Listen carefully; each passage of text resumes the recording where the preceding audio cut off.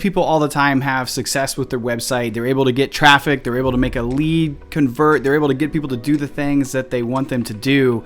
And let's say they even end up getting to book a demo or a call. That's only part of the battle, because so many times the sales team or the person who's running those calls won't be able to get that call to convert. The way that you run a proper sales call after somebody fills out a form or converts on the website is not the same that you would run a standard sales call, like you're going after your own target accounts. And so in this episode, I'm walking you through actually snippets from a previous workshop that I've done. I'm walking you through how to break down a sales process, how your pipeline should be set up when somebody converts on your website. My name is John Aiken. I'm the CEO of Web Canopy Studio, and this is the Website Conversion Show.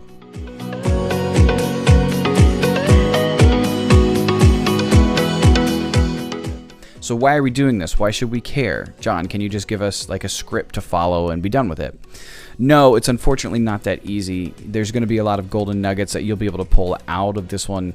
Is something that you're going to build your sales process off of. You're going to be able to scale this as you hire people on your sales team, and you're also going to be able to come back to this regularly for training in order to, recap on the different calls. And for those of you that are not using HubSpot, first off, you should be. But if you're not and you're using a different tool, you'll be able to apply these same principles to your own tools that you're using. Just know that we're setting everything up from like a HubSpot perspective, and you might have to get a little creative about how you actually do that. So let's talk about what most sales processes look like. We do a lot of work with companies who sell consulting services or high-end software products. And this is what almost all of their sales processes look like. First, we're going to get people on a call, or we're going to schedule a time to meet, or maybe you're doing it in person, or you're going to have some initial kind of conversation with them. Then, we might start by asking them some background questions about their business in order to show them that we're kind of interested in them, but we're just waiting to get the opportunity to say, here's how we're going to help you. Then when the time is right, we're going to start pitching to them. We're finally at that point where we've been hoping to get to, and we're going to start showing them features of our product and our service. This could be a demo, maybe it's a slide deck. We're going to show them all the cool things about working with our company. We're going to talk about the history of the company. We're going to talk about who works in the company. These are like the favorite things that we get to share about why the company is so great and why the clients absolutely need to work with us. Then the goal is to either get them to commit to another call so we can continue to help them understand why we're a good fit, or we want to get them to the point where we can send them a proposal so we have their permission to get their sale on the table and start negotiating. Does this sound pretty accurate? Sounds like a pretty good sales process, right? This sounds like something that we'd like to follow? Wrong. No, don't follow that. This is a bad sales process. That's actually not going to yield a ton of positive results for you. And most of you watching this is the exact same kind of process that you might have been doing, or that you've been trained to have done in a roundabout way. Why? Because that's what everybody does. That's what I did for years too in my business before I started realizing that wasn't what we should be doing. So this is why we see lower results in conversion rates in sales. Now I hear all the time from people, if I just get them to the sales process and get them through, we have an exceptionally high close rate, and we close almost all of them. We just need to get volume up, John. We just need to get more of those calls so that I can close them. And so I agree with you, because if you get to the point where you're telling someone over and over and over again all the great reasons why they should work with you and they're still listening to you, I sure hope you would be able to close that, right? That would be the goal. But we're pretty far off from having a ton of people being really interested in seeing that all the time. In order to run an effective sales process, specifically in an exploratory call, which we'll get to that in a moment about what that actually means, we have to sell backwards. And what this means is that throughout your call, you're going to get away from the idea of pitching, and you're going to start getting them to answer questions regularly and specifically about the objections that that are going to come up, so you can start to diagnose their problems. Because if you know the objections, you know what those are likely going to be, you're going to be able to cover those topics smoothly in like a natural conversational form. You're going to remove barriers on the front end, and you're going to be able to set things up so they really have no reason to say no. Hopefully that makes sense. You have to approach your sales calls as if you're a doctor trying to understand your patient's situation. You are not going to treat these calls like someone can come in and look at a list of menu options like you're at a McDonald's menu or a McDonald's drive-thru. You're not selling something that everybody else sells. You're not a commodity. A patient isn't going to go into a doctor's office and be like, hey, Dr. Bill, like I've got this weird thing going on with my shoulder and it hurts really bad and my range of motion isn't what it used to be and it kind of like I can't move it like this. I can't move it down here anymore. So I'm going to go ahead and I'll take a prescription for some pain medicine. I'll take a prescription for muscle relaxers. And if you could throw in, medical massage, that'd be great. And then do you guys have any specials going on that I should know about right now? Like any deals? It doesn't work like that. You would never do that at a doctor's office. That's not how it works. So, you're not providing a service in your company or a product in your company that can be sold this way. And I know that may seem like a funny example, but it actually happens all the time.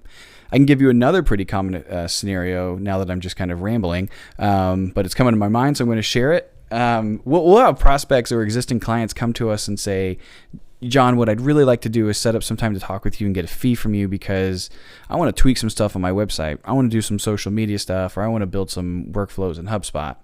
Now, to most agencies, that sounds like a decent deal. Maybe a few $1,000 to get some project work done. Maybe we can expand on it later.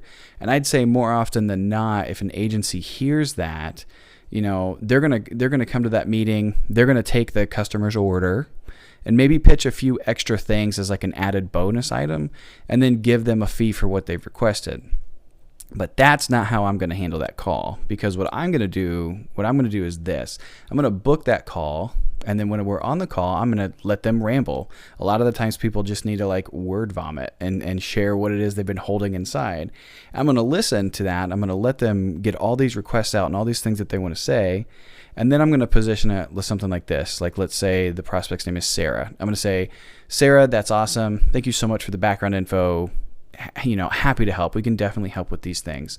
If you don't mind though, what I'd like to do is I want to start by asking you a few questions so I can have a better understanding of where you're at. And if it makes sense, I can walk you through the different ways we might be able to help you with what you're looking for. Does that sound good?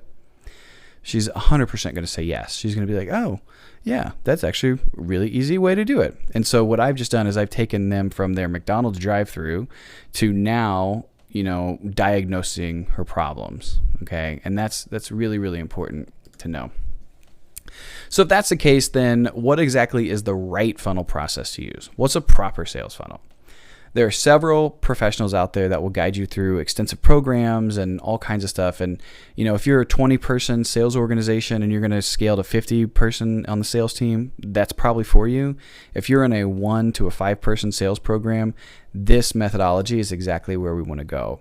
So a proper sales funnel today for a company of probably what your size is to use the inbound sales methodology. This comes directly from our good friends at HubSpot, and it's an incredibly awesome resource. They actually have a ton of additional training inside the HubSpot Academy. A lot of it's free if you'd like to go and do some additional research on your own. So it's all free, but some of it's only available to HubSpot users. But you can go to the HubSpot Academy, watch some trainings. You can even get inbound sales certified. There's so much to go on here. So let's walk through this methodology just a little bit. First, we're going to start to identify who it is that we should work. We should be working in a sales process. Remember, not all our leads are sales ready. Identify is about finding good fit prospects and getting them into your sales funnel. You're going to prioritize those that seem to check all the boxes or as many as possible and move them to the next stage. Then we're going to start a systematic process to connect with them one by one in a multiple outreach formula to get them moving. And the goal will be to book them into an exploratory call so that we can excite and qualify them. Once we're there, we're in the explore stage, which is where we're going to have to diagnose their problems and really get to understand their pains and challenges and get them primed for services or your product. This is the meat of the sales process and where you're going to start to build mega trust with them. So we're going to spend a good amount of time here in this stage. And the goal is to get their permission to hear what you can do for them and to learn how you can help them. Lastly, we're in the advise stage. Here's where you're going to take all your awesomeness about what it is you're going to do for them, and you're going to position this nicely in a way that pitches to them and gets their buy-in. Once we exit the advice stage, they either buy or they don't. This is where we're playing with averages. If you have benchmarks and you have numbers and things that you can track along the way, you're going to really set yourself up for success because you're going to know exactly where to go to tweak in your funnel. Now, we're going to do that by starting with the explore phase. We're going to work through the exploratory call. So why are we doing this first? You're going to work through this backwards, just like, the sales process is no different. We're not starting at the beginning and going slowly through from start to finish because that would take the longest to actually get you results and wouldn't deliver the value that you need right away. Remember, no one wants to sign up for an 8-week weight loss program and not be allowed to start losing weight until they finish the 8-week. So we're starting an explore. And the other reason is many of you watching this already have some sales calls lined up. You might not have much quantity there, but you likely have something lined up this week or next week that you will be able to start working right away. So if someone books in your calendar, or you meet them at a conference, or they agree to have a meeting with you, they fill out a contact form because they want to meet with you, this is that meeting, right? This is what the meeting is. It's not the connect call. The connect stages, which we'll get into in a bit, is like a short and sweet call, really to the point. But remember, people can jump into that explore phase, and that's where we're at with this. Next, we're going to work through the advise stage with the advisory call. This is how we're going to get people to close. If you're in software, this and the explore stage are kind of where you're going to do a demo. Now, if someone books a demo, you may need to combine the two calls together, or you could run it individually. And likewise, if you're selling a consulting program or something that's a little more lower ticket, maybe $1,000 or $2,000, you can also run explore and advise together in like a one-call close. However, the advisory call, what we're going to do is recap the exploratory call. We're going to show people how they're in one place, remember being stuck, and then we're going to show them how they want to get to another place, remember becoming unstuck, and then you're going to kind of position your recommendation in that situation, which ends up being the bridge to get them from point A to point B, okay? So that might end with a proposal, it might be a slide deck scenario, and that's fine. Step 3, we're going to move back into the connect stage, which is where we cover, you guessed it, the connect call. There's actually a lot that goes into this process beyond just the call, which we'll be exploring here. But the connect call is about taking the list of people you've identified as good fits and then working them into a process in order to schedule an exploratory call. And this one's going to be, that'll be done through like a series of emails, through a series of calls, LinkedIn outreach more than likely, and maybe some others. And then lastly, in step 4, we're going to go all the way back to the top. We're going to be focusing on identifying, how we're going to go through what the list of the targeted and prioritized good fit people are. This will tell you exactly who you should target in the connect phase. Obviously, we can't just start calling everyone and their brother because there's no consistent growth there, and you're likely going to end up striking out so much that you're just going to be burned and just flat out stop. So the most important thing in all of this is to be consistent. Don't let the fear of rejection move in front of your goals, and understand that you're going to have a lot more no's than yeses in the connect stage, okay? So we have to really understand that through identify and connect. All right, everybody. Thank you so much for sticking around. At the end of each episode, I like to kind of give a brief synopsis, a quick summary of the major takeaways from the episode. And with this episode, it's really rooted in the way that we talk to people in the sales process. Okay, it's different than if we're having a proactive sales, account-based, kind of target-focused sales process where you're prospecting and doing different things.